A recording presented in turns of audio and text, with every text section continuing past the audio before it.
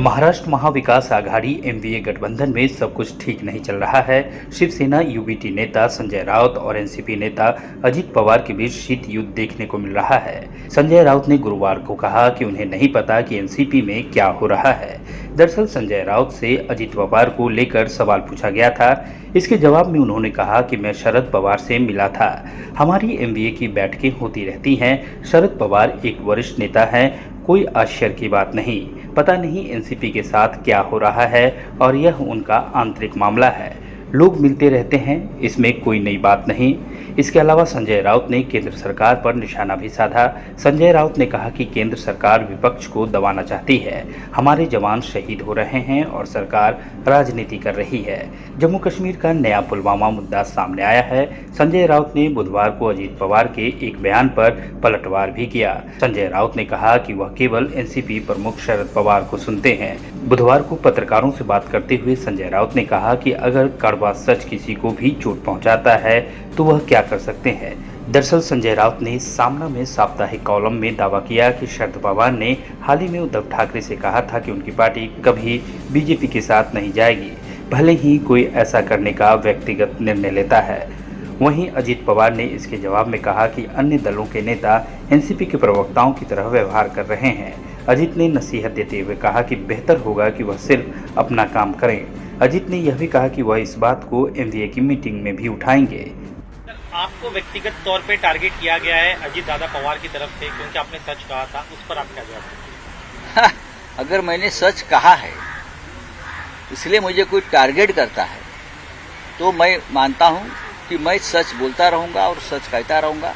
और मुझे किसी ने टारगेट किया है इसके लिए मैं पीछे हटने वाला आदमी नहीं हूं। मैं हमेशा सच ही बोलता हूं। मैं किसी के बाप को डरता नहीं। ठीक है सर, इसका अर्थ ये है कि आपने सामना में जो लिखा था वो एक एक शब्द सही था अबाउट प्रेशर के एनसीपी के विधायकों पर दबाव। आज जरूर सामना हमेशा सच लिखता है और बोलता है, इसमें छुपाने की क्या बात है। आप जाकर पूछिए हसन मुश्ती साहब को उनके ऊपर प्रेशर है क्या नहीं। आप जाकर पूछे अनिल देशमुख जी को उनके ऊपर प्रेशर है क्या नहीं। आप जाकर पूछे जितेंद्र आवाड़ जी को उनके ऊपर प्रेशर है क्या नहीं। और कितने नाम चाहिए आपको मुझे बताइए। आप जाइए प्रफुल्ल पटेल जी के यहाँ और उनको पूछिए कि आपके ऊपर प्रेशर है या नहीं।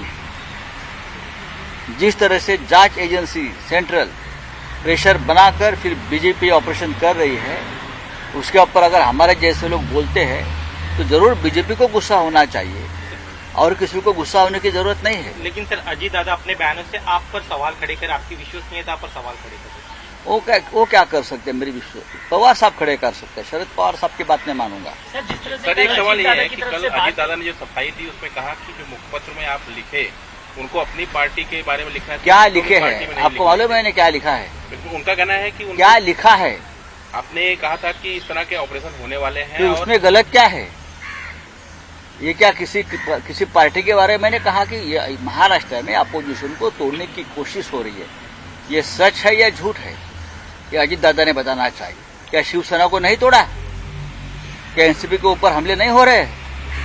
ये शरद पवार साहब खुद बोल रहे हैं, उनके प्रमुख। इस प्रकार का एक पत्र शरद पवार साहब ने अमित शाह जी और मोदी जी को लिखा है। क्या मालूम नहीं किसी को? अगर इस बातों की जानकारी मैं रखता हूं तो उसमें गलत क्या है? हाँ सर, अजीत दादा ने कल जिस तरह से कहा कि हम अपने पक्ष की बातें रखने के लिए सक्षम हैं, किसी को हमारी वकालत करने की जरूरत नहीं है। तो किसने की वकालत? वो कह रहे आपने लिखा और हाँ मैंने लिखा है, और जरूर मैंने और लिखते रहूंगा, बोलता रहूंगा, मैं काम करता रहूंगा। क्या लिखा है मैंने गलत? अगर ये सच लिखा है, किसी को अंदर एक धारदार जो हमारा सच है टोकदार वो किसी को चुभता है तो मैं क्या करूं? माझी मुंबई माझं घर किंग्स माय होम सायन सोनाबट्टी इथे सुरू आहे। सर्वसामान्यांच्या खिशाला परवडणारी घरे आजच बुक करा। आज नाही तर कधीच नाही। 41 लाखांपासून 64 लाखांपर्यंत सर्व करासहित। CEN न्यूज देश प्रदेश की ताजा तरीन खबरों के लिए CEN न्यूज को सब्सक्राइब करें और रहें पल पल की खबर से हर पल बाखबर।